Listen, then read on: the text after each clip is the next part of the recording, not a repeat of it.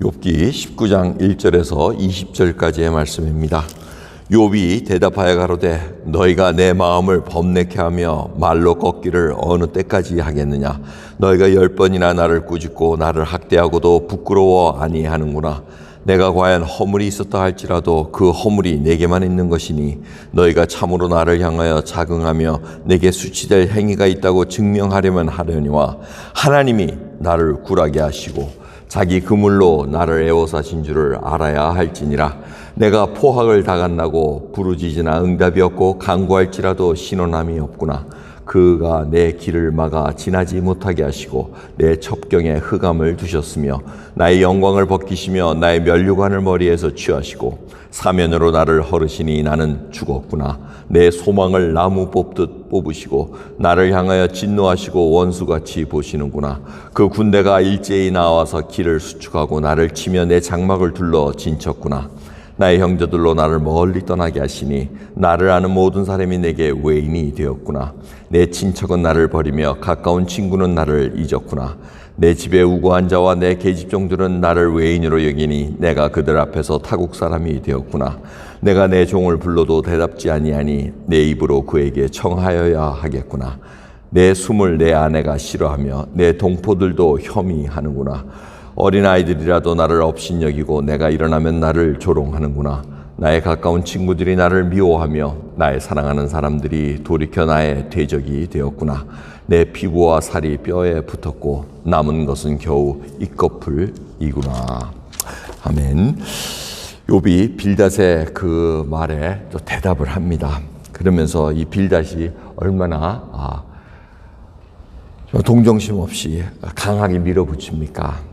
네가 고통받는 것은 다 죄 때문이라 하고 얘기합니다. 근데 오늘 욥의 대답은 뭡니까?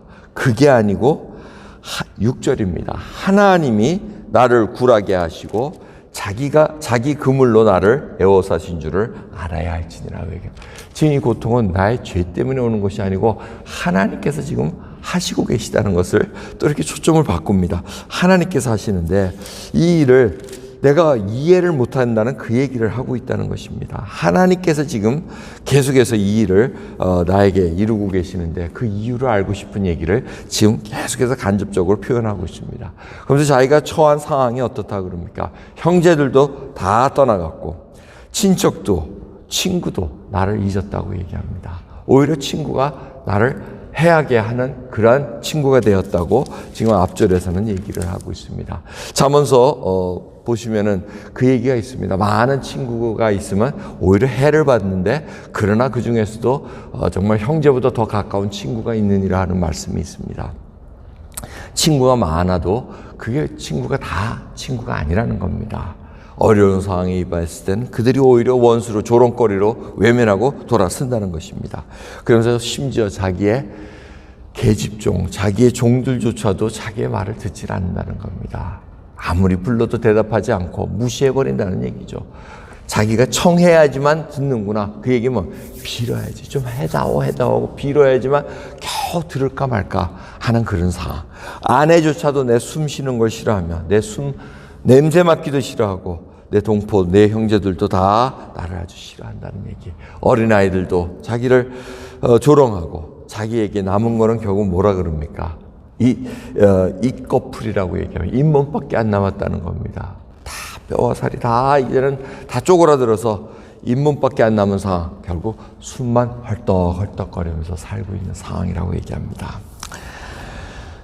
그럼 이 욥은 친구들과 논쟁을 통해서 점점 깊은 외로움을 느낍니다.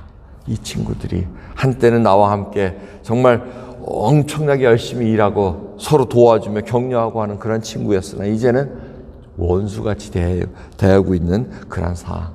그래서 어떤 학자들은 이 욥의 이런 상황을 과거와 미래와 현재를 다 잃은 상황이라고 표현을 합니다. 과거는 어떤 왜 과거를 잃었냐면은 자기 재산이 다 날아갔다는 겁니다. 재산은 과거의 행적입니다. 과거에 그렇게 열심히 일해서 모아놨는데 그 재산이 날아갔다는 건 과거가 날아갔다는 겁니다. 그런데 미래가 날아갔다는 것은 바로 자녀들이 다 죽었다는 겁니다. 자녀는 미래의 힘입니다. 하나님께서 그래서 기업이라고 설명을 하십니다. 근데 그 자녀들이 죽으면은 미래가 없어졌다는 겁니다. 현재는 없어진 게 뭡니까? 바로 건강을 잃었을 때 현재를 잃었다는 겁니다. 건강이 없으면 일어나기도 싫습니다. 오늘 하루를 맞이하기가 싫은 것이 바로 건강을 잃을 때입니다. 욥은 과거, 미래, 현재 모두를 잃고 이제는 하나님만 어떻게 좀 겨우 붙잡고서 일어서려는데 옆 사람들이 자꾸 이상한 소리를 합니다. 네가 받는 것은 다 너 죄 때문이야. 그러니까 빨리 회개하고 하나님께 나와. 이렇게 얘기하는데 나는 그게 아니라는 것입니다. 하나님 앞에 지금 누구라도 있으면 정말 하나님께서 내가 죄가 없다는 것을 좀 결백하게 하다는 것을 보여주고 싶은데 누구도 나를 중재해 줄 사람이 없다는 한탄소리는 소리를 계속하고 있습니다. 여러분, 저희들이 고난을 받을 때가 있습니다. 예, 없다고 할 수가 없습니다. 회개를 해서 죄를 회개하고 하나님 앞에 나가는 건 당연한 길입니다. 회개를 아무리 해도 하나님께서 응답 안 하실 때가 있습니다. 이것처럼 답답할 때가 없습니다. 욥의 상황입니다. 하나님께서 좀 응답해 주시고 지혜도 부어주시고 믿음도 부어주셔서 앞에 당한 일을 당장 해치울 수 있는 능력이 있으면 좋겠는데 그것조차 들리지 않을 때가 있습니다. 그럴 때 하나님께 의문을 품을 때가 있습니다. 과연 하나님, 내가 하나님의 자녀입니까? 하나님 듣기나 하시는 겁니까? 하지만 그 의문은 품을 수야 있지만 입으로 토해낼 것은 아니라는 것입니다. 하나님이 듣고 계십니다. 살아계신 하나님께서 우리를 인도하시고 한 걸음 한 걸음 붙잡아 계시는데 이 고난을 받게 하신 것도 다 하나님이 뜻이 있으시다는 것을 우리가 깊이 깨달아야 된다는 것입니다. 여러분, 저희들이 고난을 받을 때 해야 될 일은 끝까지 주님 앞에 그걸 갖고 나가야 된다는 겁니다. 우리가 의지했던 이웃 친구들과 친지, 가족 다 소용없습니다. 다 떠나갑니다. 외면합니다. 어려운 상황을 보고 위로해 줄 건 진정한 위로가 아니고 오히려 진정한 위로는 하나님께로 온다는 것을, 하나님의 말씀으로부터 온다는 것을 잊지 마시기 바랍니다. 그래야 그 어려운 것을 하나님 앞에 고할 때 오늘 찬송가 338장에 천부의 의지 없어서 정말 주 나를 박대하시면 내가 어디로 가나이까. 주님은 박대하지 않으십니다. 가시면 우리를 원수같이 대하지 않으시고 우리를 자녀와 같이 친구와 같이 대해주시며 진정한 하나님께서 원하시는 그 일을 하십니다.